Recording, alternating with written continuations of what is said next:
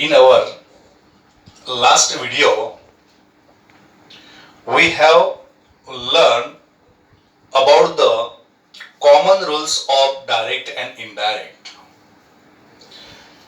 And now, in this video, we will think about the remaining rules of direct and indirect and the fourth rules of direct and indirect, that is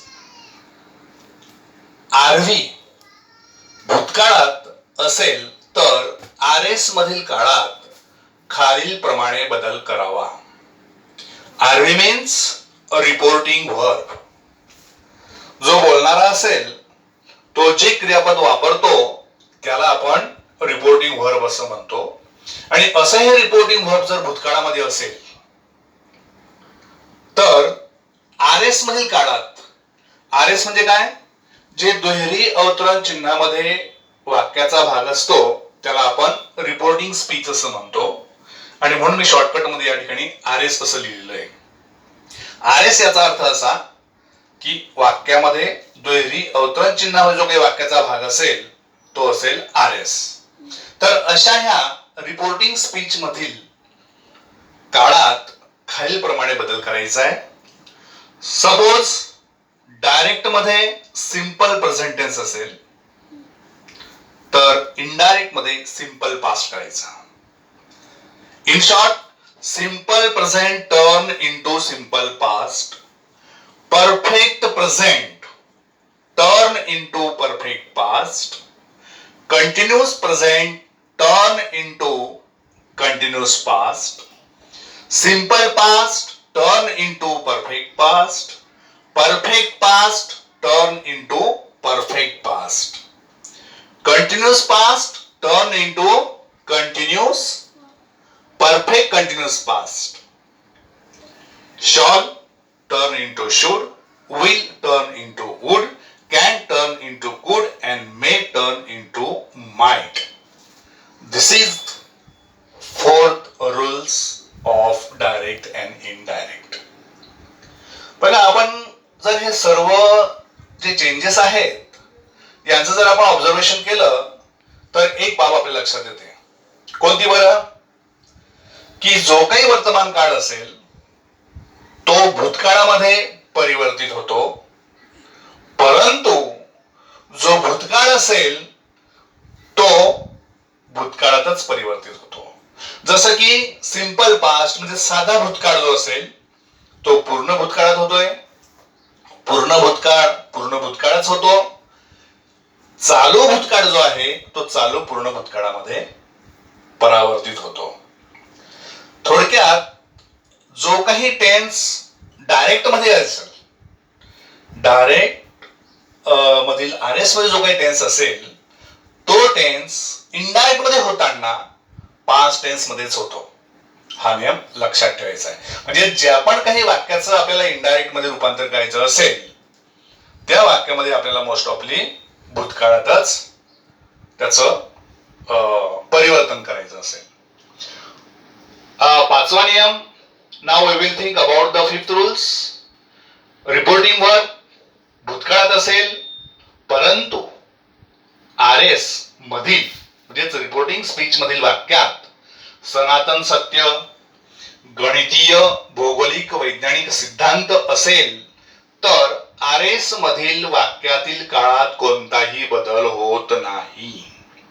जसं की आपण चौथा आणि पाचवा नियम यांचं जर आपण तुलना केली, कंपॅरिझन केली तर चौथा नियम काय सांगतोय की आर म्हणजेच रिपोर्टिंग वर्ब जर भूतकाळामध्ये असेल तर रिपोर्टिंग स्पीच मधील काळात बदल होतो. आणि पाचवा नियम काय सांगतोय, रिपोर्टिंग वर्ब भूतकाळात असेल परंतु रिपोर्टिंग स्पीच मधील वाक्यात एखादं सनातन सत्य, सनातन सत्य म्हणजेच काय, ज्याला आपण इंग्लिश मध्ये म्हणतो युनिव्हर्सल ट्रूथ, त्रिकालाबाधित सत्य.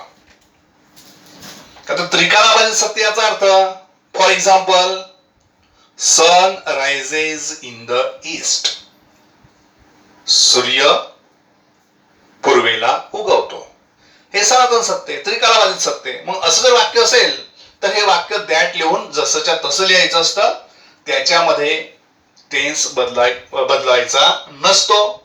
जसं भौगोलिक सिद्धांत असेल तर भौगोलिक सिद्धांत कोणता की अर्थ इज राऊंड, पृथ्वी गोल आहे, हा एक भौगोलिक सिद्धांत आहे. मग अशा प्रकारचं जे भौगोलिक सिद्धांताचं वाक्य असेल त्याच्यातही काळात बदल करायचा नाही. वैज्ञानिक सिद्धांत म्हणजेच काय? For example water means H2O, water means H2O हा एक वैज्ञानिक सिद्धांत आहे. याच्यामध्येही बदल होणार नाही. हे वाक्य सुद्धा असं लिहायचं. त्याच्यानंतर गणितीय सिद्धांत आहे. गणिताचं एखादं सूत्र असेल तर त्याच्यातही बदल करायचा नाही. म्हणजेच रिपोर्टिंग वर भूतकाळात असेल, परंतु RS मधील वाक्यामध्ये जर अशा प्रकारचं सनातन सत्य असेल, भौगोलिक सिद्धांत असेल, गणितीय सिद्धांत असेल तर दॅट हे संयोजक लिहून ते वाक्य जसंच्या तसं लिहायचं. पुढचा नियम आहे RV. रिपोर्टिंग वर वर्तमान किंवा भविष्य काळात असेल तर RS मधील वाक्यातील काळात कोणताही बदल करू नये. म्हणजेच दॅट हे संयोजक लिहायचं आणि दुहेरी अवतरण चिन्हामध्ये फक्त सर्वनामात आणि जे काही वेळसूचक शब्द असतील जसं दॅट, धिस असेल, नेक्स्ट डे असेल, टुमॉरो असेल, याच शब्दांमध्ये बदल होईल. वाक्यातील काळात बदल होणार नाही. इथपर्यंत आपण जे कॉमन रूल्स आहेत 4, 5, 6 आपण डिस्कस केला. याच्यानंतर नेक्स्ट 7वा नियम स्टार्ट. नेक्स्ट रूल, समय सूचक शब्द जर डायरेक्ट मध्ये आले असतील तर इनडायरेक्ट मध्ये त्यांच्यामध्ये बदल होत असतो. फॉर एक्झाम्पल डायरेक्ट मध्ये धिस असेल तर धिस इनडायरेक्ट मध्ये दॅट करावे. These, those, here turn into there, today turn into that day, tomorrow turn into the next day, yesterday turn into the previous day, next week turn into the following week, last week turn into the previous week, tonight turn into that night, now turn into then. परंतु एक गोष्ट आपल्याला लक्षात ठेवायची आहे, त्यासाठी एक note लिहा की वरील शब्दांमध्ये विरुद्ध बदल होत नाही.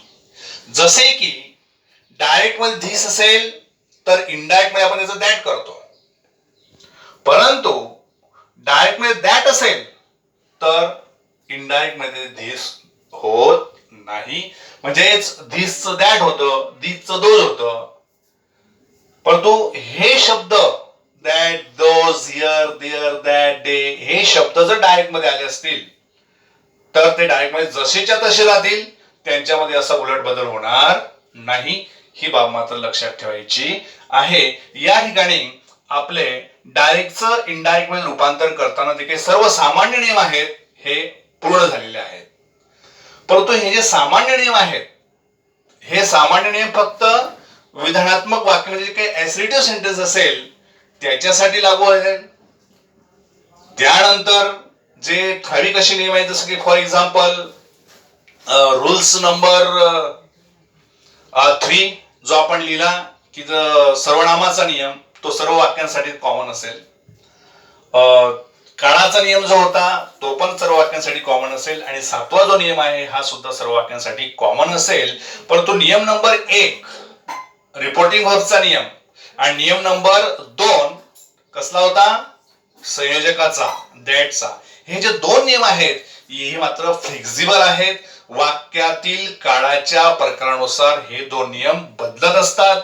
तर त्यासाठी याच्यानंतर आपण रिपोर्टिंग स्पीच मध्ये जे काही वाक्याच्या वेगळ्या प्रकारचे काही वाक्य असतील त्या वेगळ्या प्रकारच्या वाक्यानुसार त्या 2 नियमांमध्ये आपल्याला बदल करावायचा असतो. त्याच्यासाठी आपण आता प्रत्यक्ष वाक्यांकडे जाऊया की कशा पद्धतीचं वाक्य डायरेक्टचं इनडायरेक्ट मध्ये रूपांतर होतं हे आपल्याला पाहायचं आहे. मग RS मध्ये फक्त एकच प्रकारचं वाक्य नसतं तर RS मध्ये वेगळ्या प्रकारचे वाक्य असतात की जसं की RS मध्ये विधानात्मक वाक्य असेल की ज्याला आपण म्हणतो ऍसर्टिव्ह सेंटेन्स, नंतर प्रश्नार्थक वाक्य असेल, नंतर एक्सक्लेमेटरी सेंटेन्स असेल, नंतर इम्पेरेटिव्ह सेंटेन्स असेल, नंतर लेटची वाक्य असतील. म्हणजे आर एस मध्ये जे काही वेगवेगळ्या प्रकारची वाक्य असतात त्या वाक्यांमध्ये पहिला आणि जो दुसरा नियम आहे त्याच्यामध्ये मात्र बदल होत असतो. तिसरा आणि चौथा नियम हा कॉमन असेल, तो सर्व सामान्य वाक्यांसाठी आपल्याला फॉलो करायचा आहे. तर आता प्रत्यक्ष आपण वाक्यांचं डायरेक्ट इनडायरेक्ट मध्ये कशा प्रकारे रूपांतर करायचं याला आपण सुरुवात करूया. तर पहिल्यांदा पहिल्या वाक्याचा प्रकार म्हणजेच विधानात्मक वाक्य. तर वरती हेडिंग लिहिलं आपल्याला, म्हणजेच डायरेक्ट मध्ये ऍसर्टिव्ह सेंटेन्स विधानात्मक वाक्य असेल तर त्याचं डायरेक्टचं इनडायरेक्ट करताना आपण कोणत्या प्रकारचे नियम फॉलो करायचे आहेत. म्हणजे जशा काही प्रकारचं वाक्य असेल त्या वाक्याच्या प्रकारानुसार आपल्याला पुन्हा या ठिकाणी नियम लिहायचे आहेत. तर वरती हेडिंग लिहा की डायरेक्टचं इनडायरेक्ट करताना आर एस मध्ये जर ऍसर्टिव्ह सेंटेन्स असेल म्हणजे विधानात्मक वाक्य असेल तर त्यासाठी खालील प्रकारच्या नियमांचं आपण पालन करावं. आपण सर्वसामान्य नियमांचं म्हणजे अध्ययन केलं, नियम समजून घेतले. आता ते नियम प्रत्यक्ष वाक्यामध्ये फॉलो करायचे कसे यासाठी आपल्याला प्रत्यक्ष वाक्याच्या प्रकारानुसार जायचं आहे. ऍक्च्युली वाक्याचे प्रकार 4 असतात. पहिलं ऍसर्टिव्ह सेंटेन्स ज्याला आपण विधान वाक्य म्हणतो. दुसरं इम्पेरेटिव्ह सेंटेन्स की ज्याला आपण इम्पेरेटिव्ह नाही, इंट्रागेटिव्ह सेंटेन्स की ज्याला आपण प्रश्नार्थक वाक्य म्हणतो. तिसरं आहे एक्सक्लेमेटरी सेंटेन्स की ज्याला आपण उद्गारचक वाक्य म्हणतो. आणि चौथा आहे इम्पेरेटिव्ह सेंटेन्स की ज्याला आपण आज्ञार्थी वाक्य असं म्हणतो. तर असे हे वेगवेगळ्या प्रकारचे वाक्य आर एस मध्ये म्हणजे रिपोर्टिंग स्पीच मध्ये असतात. त्यापैकी आपण विधानात्मक म्हणजे ऍसर्टिव्ह सेंटेन्स विषयी माहिती पाहणार आहोत. आणि म्हणून आर एस मध्ये ज्याचं रिपोर्टिंग स्पीच मध्ये विधानात्मक वाक्य आले असेल तर त्याचे इनडायरेक्ट मध्ये रूपांतर करताना आपल्याला हे 5 प्रकारचे नियम फॉलो करायचे असतात. कारण की कोणत्याही वाक्याचं डायरेक्टचं इनडायरेक्ट मध्ये करत असताना 5 स्टेप्स मध्ये आपल्याला जायचं आहे. पहिली स्टेप्स लक्षात घ्या, या 5च्या 5 स्टेप्स ज्याला फॉलो करता आल्या त्याला डायरेक्टचं इनडायरेक्ट केव्हाही करता येईल. म्हणून या 5 स्टेप्स कधीही विसरायच्या नाहीयेत. या 5 स्टेप्स पैकी पहिले जर 4 स्टेप्स आहेत त्या 4 स्टेप्स खूप महत्वाच्या आहेत. 5वी जी स्टेप्स असते समयसूचक शब्दाची, तो समयसूचक शब्द आला असेल तरच त्याच्यात बदल करायचा असतो, नसेल तर बदल करायची गरज नाहीये. परंतु पहिल्या ज्या 4 स्टेप्स आहेत त्या आपल्याला कराव्याच लागतात तरच डायरेक्टचं इनडायरेक्ट अचूक होत असतं. तर पहिली स्टेप्स म्हणजेच पहिला नियम, रिपोर्टिंग वर सेड असेल तर सेडच लिहायचं, परंतु सेड टू असेल तर टोल्ड लिहावे. दुसरा नियम म्हणजे दुहेरी अवतरण चिन्ह. हे दुहेरी अवतरण चिन्ह असतं कुठं? पहिले स्पीकर नंतर रिपोर्टिंग वर्ब नंतर दुहेरी अवतरण चिन्ह असतं की जिथून आर एस ला सुरुवात होते, रिपोर्टिंग स्पीचला सुरुवात होते. तर असं हे दुहेरी अवतरण चिन्ह जे असेल ते काढून टाकायचं आणि त्या ठिकाणी दॅट हे संयोजक कंपल्सरी लिहून टाकायचं. परंतु केव्हा? जेव्हा आर एस मध्ये विधान वाक्य असेल तेव्हा. नाहीतर आपल्याला कॉमन सवय होऊन जाते की दुहेरी अवतरण चिन्ह काढायचं आणि दॅट लिहायचं. पण तसं नाहीये. वाक्यामध्ये कोणता प्रकार आहे, आर एस मध्ये वाक्याचा कोणता प्रकार आहे हे पहिल्यांदा ऑब्झर्व करायचं, ते समजून घ्यायचं आणि समजून घेतल्यानंतरच आपण संयोजक कोणतं वापरायचं हे डिसाईड करायचं. आणि म्हणून मोस्ट ऑफली जर विधान वाक्य असेल तर डोळे बंद करून दॅट हे संयोजक लिहून टाकायचं. लिहिलं दॅट, ओके. त्यानंतर जे सर्वनाम असेल म्हणजे रिपोर्टिंग स्पीच डायरेक्टच्या वाक्यामध्ये जे दुहेरी अवतरण चिन्ह वाक्य सुरू होतं त्याला आपण आर एस म्हणतो. त्या आर एस मध्ये वाक्याच्या सुरुवातीला कर्त्याच्या स्थानी जो काही प्रोनाउन्स आलेलं असतं, सर्वनाम आलेलं असतं, त्याच्यामध्ये जो सर्वनामांचा तुम्हाला नियम लिहून दिलेला आहे त्या नियमानुसार त्यात बदल करायचा. म्हणजे वाक्यातील पुरुषानुसार बदल करायचा. तो नियम कोणता होता बरं, आठवतंय?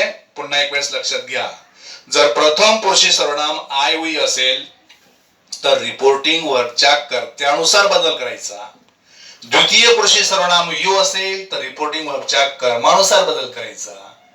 ही, सी, इट किंवा दे असेल तर त्यात बदल करायचा नसतो. ती सर्वनामं जशीच्या तशी लिहायची असतात. तर वाक्यामध्ये कर्त्याच्या जागी प्रत्येक वेळेस सर्वनामच असेल असं नाहीये, तर त्या ठिकाणी संज्ञावाचक नाम सुद्धा असू शकतं. संज्ञावाचक नाम म्हणजेच काय? वस्तू व्यक्तीचं ठेवलेलं नाव. जसं फॉर एक्झाम्पल आहे अनिता आहे, वनिता आहे, सुनीता आहे. ही व्यक्तींची नावं आहेत. वस्तूंची नावं असेल, प्राण्यांची नावं असतील, ही जी नावं असतात त्यांना आपण संज्ञावाचक नाव म्हणतो. ही जर संज्ञावाचक नाम जर आर एस मध्ये आली असतील तर त्यांच्यातही बदल करायचा नाही. ती नावं सुद्धा जशीच्या तशी लिहायची असतात. त्यानंतर रिपोर्टिंग स्पीच मध्ये जो काही काळ असेल त्या काळामध्ये मात्र काळाच्या नियमानुसार आपल्याला बदल करायचा असतो. जो तुम्हाला मी काळाचे नियम टेबल लिहून दिला तो आपल्याला या ठिकाणी फॉलो करायचा आहे.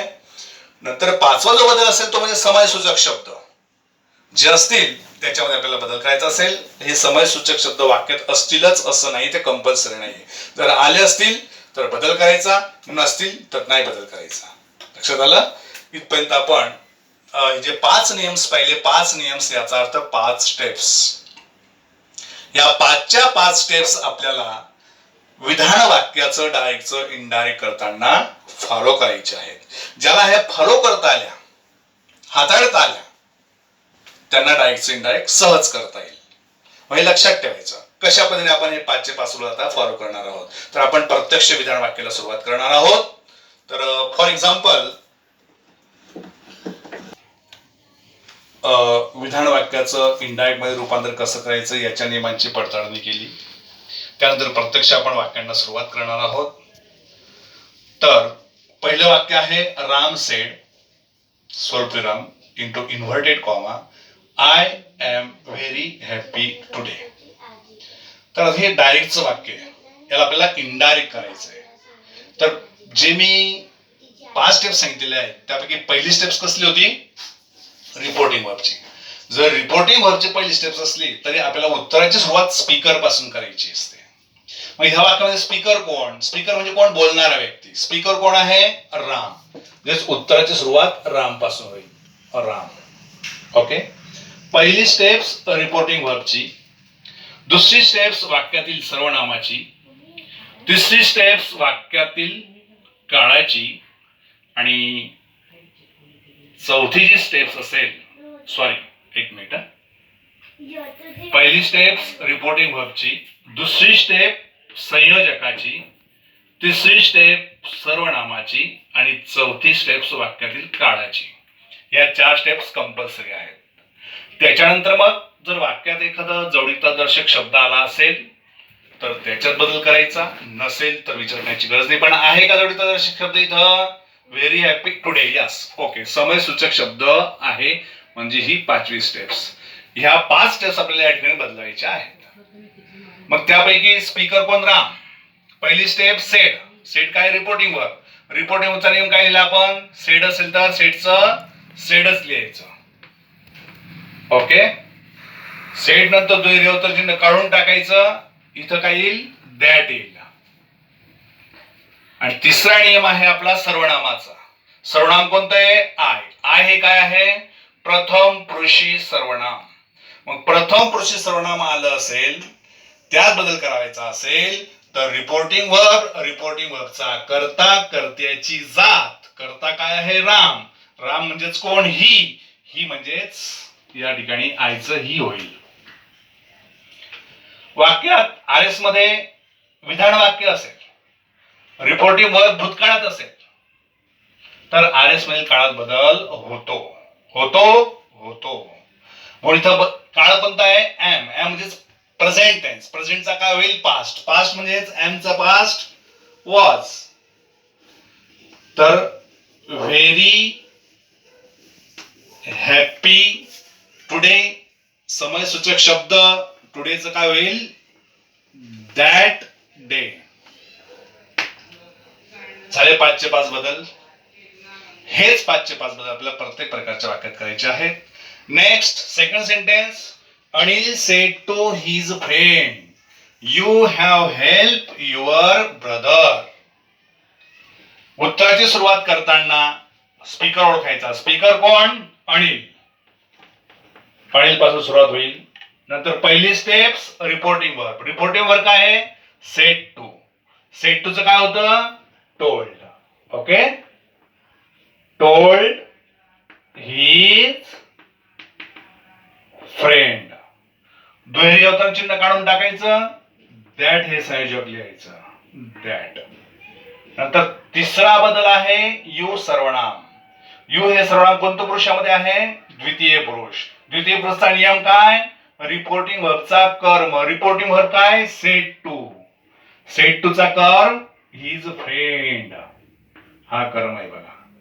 मग हिज फ्रेंड, मग त्यासाठी त्याची कास्ट ही सी, तर ही वापरायचं ही.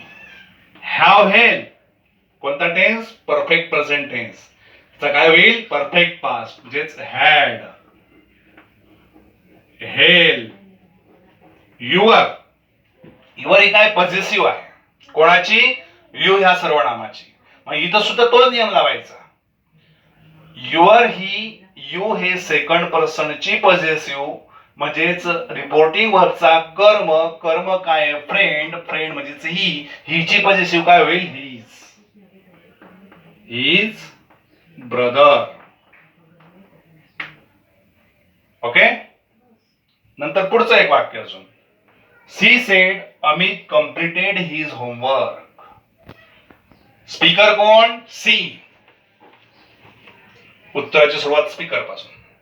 Reporting verb sed. सेडचं काय होईल? सेडच. दुहेरी अवतरणाच्या जागी दॅट. अमित. अमित काय आहे? संज्ञावाचक नाम. संज्ञावाचक नामात बदल होतो का? नाही. म्हणून ते नाव जसंच्या तसं. अमित. Completed simple past. काय होईल? Perfect past. Had completed his. Possessive third person, बदल होत नाही. His homework. अशा पद्धतीने कोणत्याही प्रकारचं विधान वाक्य असेल तर त्या विधान वाक्याचं डायरेक्टचं इनडायरेक्ट करताना या 5 स्टेप्स तुम्हाला फॉलो करता आल्या पाहिजे. आता एक वेळेस पुन्हा विधान वाक्याचं डायरेक्टचं इनडायरेक्ट करताना कोणत्या 5 स्टेप्स आहेत त्या रिवाइज करून घ्या. पहिली स्टेप्स